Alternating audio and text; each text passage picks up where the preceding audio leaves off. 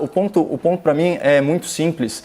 Vamos falar um pouquinho de hipocrisia, então, porque é o seguinte, é muito fácil, né, ficar criticando a visão política ou pessoal, por exemplo, do presidente da República a favor de uma quarentena focada em grupo de risco, quando a gente está praticando exatamente isso. Olha a nossa situação aqui na CNN, doutor. O comentário político que a gente faz poderia estar sendo feito de casa, por uma questão meramente estética, cosmética. A gente vem aqui ao estúdio, assume o risco de contaminar, de sermos contaminados e de contaminar, e estamos aqui trabalhando como pessoas adultas que dominam a situação e que estão sopesando, né, a relação entre saúde e economia. Deixa eu só fazer uma pequena observação, que eu acho importante até para ser transparente. Eu não sei você, Caio, mas um relato pessoal, para eu poder estar aqui hoje nos estudos da CNN, eu tive que fazer uma opção. E que opção foi essa? Ficar longe da minha família. A partir da noite de hoje, eu fico sozinho na minha casa.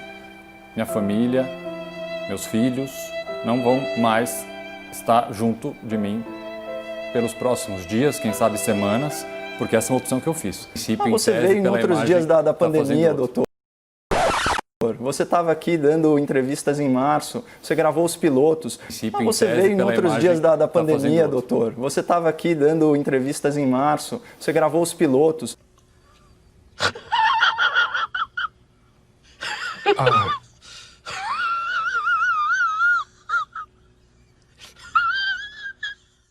De fato, essa tensão aí entre governo e Congresso, nisso tudo é interessante observar o que a Constituição estabelece. Aliás, já no seu artigo 2º, que prevê mesmo que os poderes da República devem ser independentes e harmônicos entre si. Essa é a expressão do texto constitucional. Só que, até 2019, o Congresso brasileiro não era independente, porque o Congresso era comprado com liberação de verba pública, comprado com indicação de cargos, loteamento de ministérios, financiamento de campanhas eleitorais, até com propina. Tá aí o mensalão, o petrolão, que não nos deixam mentir. A tal da governabilidade era fruto dessas transações imorais que garantiam ao governo uma base de apoio no Congresso. Portanto, a independência entre os poderes era um grande faz de conta no Brasil.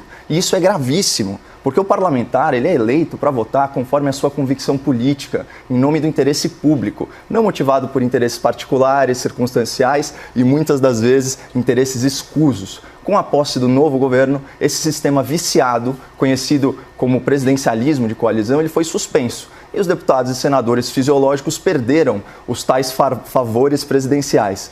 Isso é fruto de uma maturidade democrática no país. Só que amadurecer dói.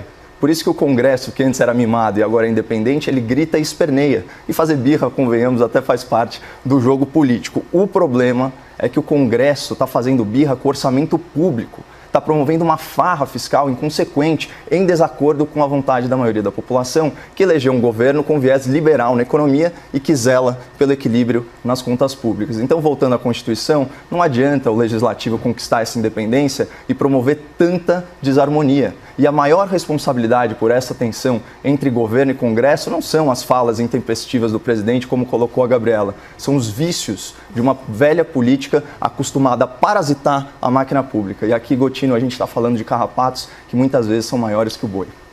Eu não suporto mais o que estão fazendo comigo. Eu não estou suportando mais.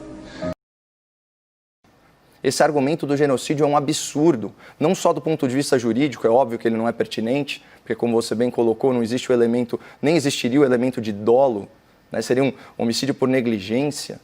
Mas esse argumento do genocídio, ele não tem nexo de causalidade.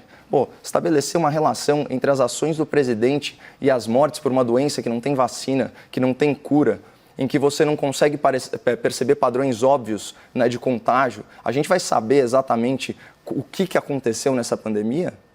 Ao fim e ao cabo. Quando nós compararmos o Brasil... Pesquisas científicas. Não, mas você tem... Pesquisa científica. Eu estou aqui com ela aberta. Estudos absolutamente enviesados. Enviesado, Caio. A Universidade de Cambridge, FGV, é enviesado. Pelo amor de Deus. Marcelo, um estudo que conclui que uma pessoa é responsável direta pela morte de 7 mil é um estudo enviesado. Isso não é ciência. Não é. Isso opinião. Não, isso é opinião, Caio. Caio, opinião é o que você está dando aqui. Eles têm certeza absoluta que essas pessoas não teriam morrido? Caio, é um se estudo... não fosse o presidente da República... Eu sei que é talvez um pouco grande a lei. Isso é um achismo travestido de ciência.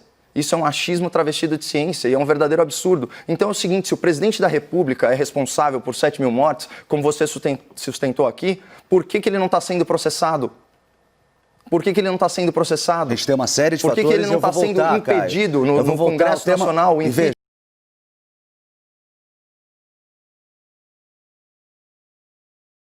eu vou voltar ao tema. Pelo amor de Deus, o que adianta falar que não foi impeachment, que não é um genocídio? Olha o que você falou. Não é um genocídio. É só um assassinato em massa por negligência. Exatamente.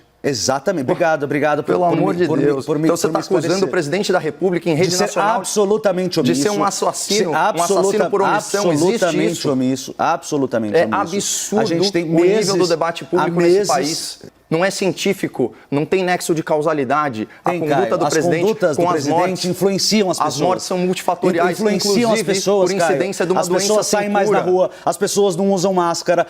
As pessoas se sentem legitimadas. Só por causa do presidente, eles entrevistaram os mortos, Marcelo. Eles perguntaram psicografaram, perguntaram pro morto, falaram assim, olha, você saiu à rua por causa do presidente da República?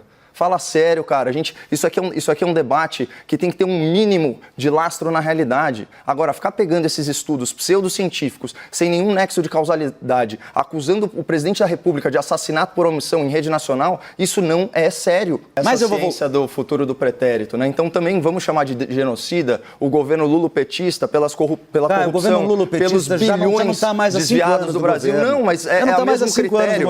Ué, se você tem um estudo já, você quer falar disso? Você tem um estudo da Lancet, falando que a cada 1% de taxa de desemprego, a mortalidade sobe 0,5%. Se você pegar os números do governo Dilma, em decorrência da crise que ele causou, e fizer a conta de quantos brasileiros acima de 15 anos morreram em função da corrupção, e vamos pegar também as mortes nas filas de hospitais, pelas estradas esburacadas, né? Vamos pegar, então, todas essas mortes e colocar na conta do Lula e vamos processá-lo por genocídio. A gente está no meio de uma pandemia, cara. A gente está no meio de uma pandemia. As coisas são multifatoriais. A gente está no meio de uma pandemia e está discutindo, as omissões do presidente. A corrupção matou muito mais que essa pandemia, muito mais ao longo de 2 décadas, se a gente considerar isso.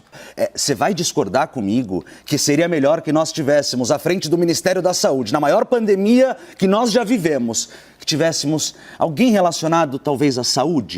Você acha que o ministro José Serra foi um bom ministro da Saúde? Acho. Ele era médico? Caio. É uma imoralidade acusar o presidente da República de genocídio ou de assassinato em massa por omissão, né? O debate público tinha que estar num nível muito mais elevado que esse.